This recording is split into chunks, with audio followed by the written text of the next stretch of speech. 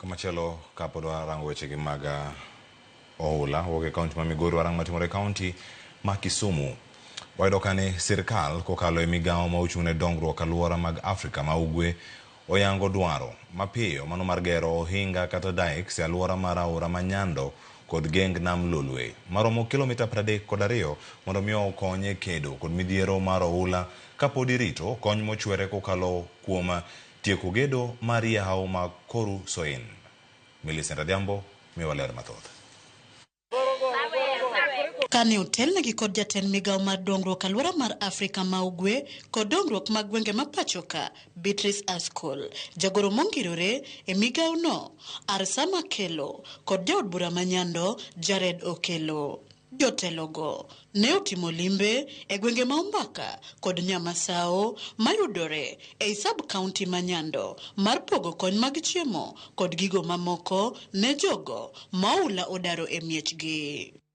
Kane giloso kod Ramogi TV, giyango ni sani koro sirikal nigi chenro madwaro gero mapiyo ohinga kata dikes e aluora mar aora Sondu kod Nyando kod kilomita 32 mar geng nam Lolwe. Gima onego watim mar geng'o tuo maduong'ni en ni kokalo kuom kinde machuok to wabed kod dike molosi kata ngege mowuok bridge Mahero modhi adhiya nyaka dho nam Singida kuom kilomita 32 mar dho nam, nikech nam bende ng'ok kendo osewuok oko kendo jowa mang'eny manie gwenge mag Kabonyo osedar kendo gidak kuonde ma ok ni kare.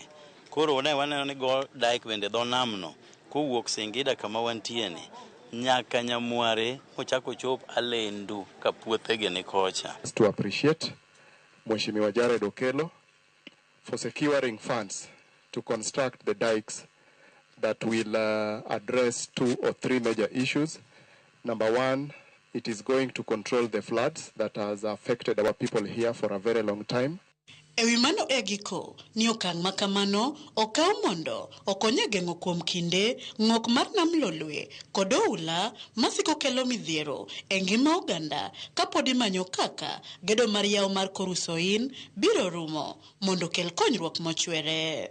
Wach manyo omi pek sache mwaloso en wach Koru Soin Dam mano osechaki ndalo mane Uhuru Kenyatta tiyo to nochung' kaluwore gi weche mag budget.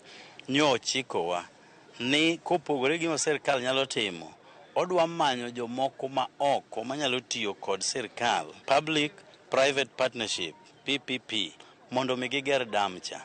Pigno gima ok wadwar ni ka koth ochwe malo nande ni to wane wainyore mwaluka koro make gi kucho kata koth ochwe. And you know, it's not a sole ministry affair. It's a conglomerate of ministries and partners equally. County governments. We are all supposed to sit and put our brains together and see how best to cushion the people from the suffering. So we may do a bit of relief just to have food on the table. But again, the long-term utility of this water that is just causing havoc needs to be put properly. Nyakasani kakolomba kakende oula osedaro familia 450 e miechgi puothe e kamia beach pi oseyuero ka bende gwen maromo 1,200 kod jamni 180 bende oula osedhi godo. Millicent Adhiambo, Ramogi TV, Nyando, Kisumu County.